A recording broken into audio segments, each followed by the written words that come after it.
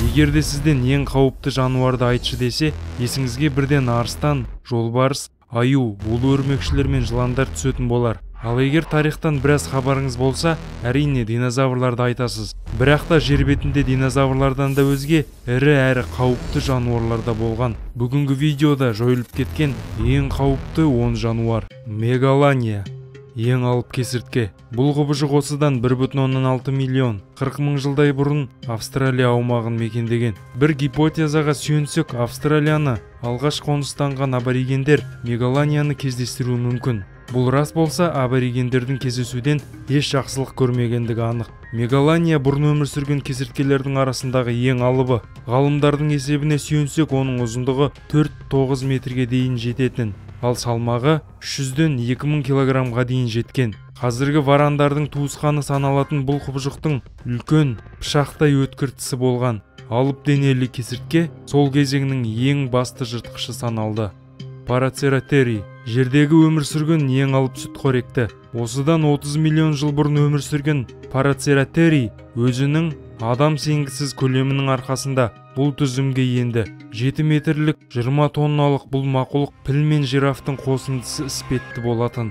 Ол қазіргі күндегі жердегі ең алып жануар африкалық пілден 3 есеге үлкен болды. Бір жақсысы, Парацератери шөп қоректі болғандықтан, егер сіз сол заманда өмір сүрсеңіз, сізді жемейтін еді. Ал бірақ та тапта өлтіруі әбден мүмкін.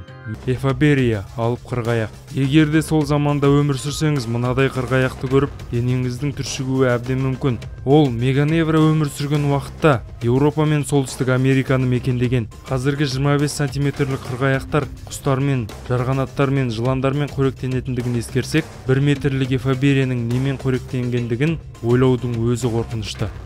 Аргентавис. Жер бетінде өмір сүрген ең алып ұшуға қабілетті құс. Ол қазіргі Аргентина аумағында 5-8 миллион жыл бұрын өмір сүрген. Алайда қазіргі ғылым үшін бұл құстардың қалай қозғалғаны жауабы ашылмаған үлкен жұмбақ. Аргентавистің салмағы 70 килограмм болса, ал қанатының созылуы 7 метрге дейін жеткен. Бұл қазіргі ірі құстардың бірі альбатростан 2 есеге үлкен. Аргентавис сағатына 67 км жылдамдықта ұшқан. Ұстаған жемтігін бүтіндей қылғытатын болған. Тіршілік тізбегінде аса қауіпті бәсекелестері болмағандықтан, ол 100 жылдай өмір сүрген. Титанобоа, алып жылан.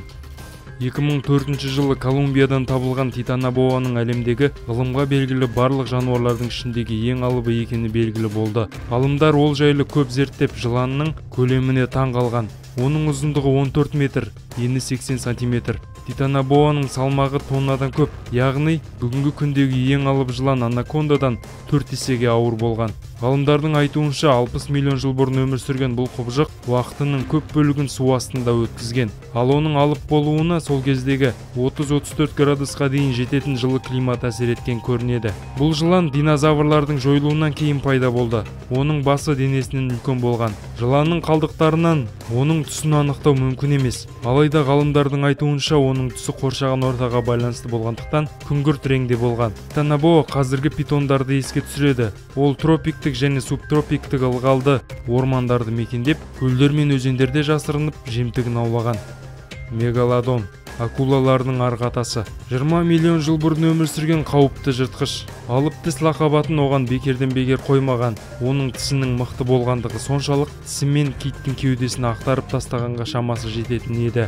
Мегалодонның салмағы 35-40 тонна, жағы 2 метр. Тісінің саны 276 болды. Құбыжықтың ұзындығы 15 метрге дейін, яғни тіркемесі бар жүк көлігімен шамалас болған. Нақтырақ айтсақ, жаңа туылған мегалодон қазіргі кездегі ересек ақ акуламен бірдей болған еді. Акуланың өлшемін оның тасқа айналған қалдықтарынан білуге болады. Оның не себепті жойылғанын ешкім білмейді. Ғалымдар мұхиттағы судың салқындауы олардың жойылуына әсер етті дейді. Судың салқындауы терісі қалың кит сияқты жануарларға әсер етпеді. Киттер мұзды суларға қоныс аударғаннан кейін қалыпты суларда өмір сүретін мегалодондар қорексіз қалып жойылып кетті.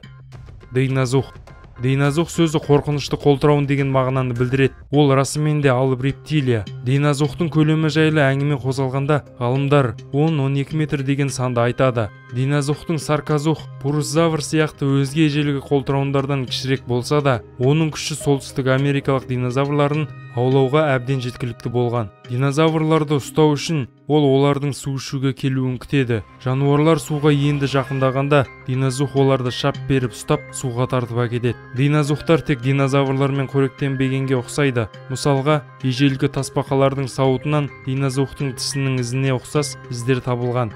Тас қалдықтарын зерттеудің нәтижесінде динозаврдың 50 жылдай өмір сүретіні анықталды. Тираннозавр.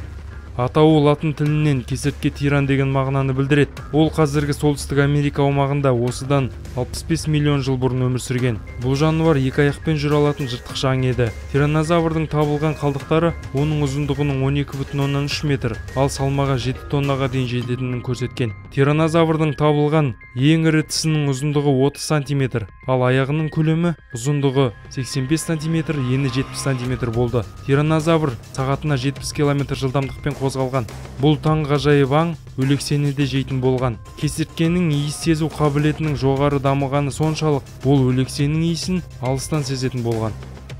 Бұл тырнақшаның ішінде сүйкімді жануар 45-30 миллион жыл бұрын эоцен дәуірінде өмір сүрді. Табылған бас сүйегі мен бірнеше сүйек қалдықтары жыртқыштың салмағы 1800 кг екенін айтады. Оның немен қоректенгендігі белгісіз. Теорияларға сүйенсек, бұл жыртқыш өлексе жегіш болуы мүмкін. Осындай мәліметтерді оқи отырып, сол заманда өмір сүрмегенім қандай жақсы болған деген ойға келесің. Осындай оймен бүгінгі видеоны аяқтаймыз. Видео ұнаса лайк басып, арнаға жазылыңыз және қоңыраушаны басыңыз. Өз пікіріңізді қалдыруды да ұмытпаңыз.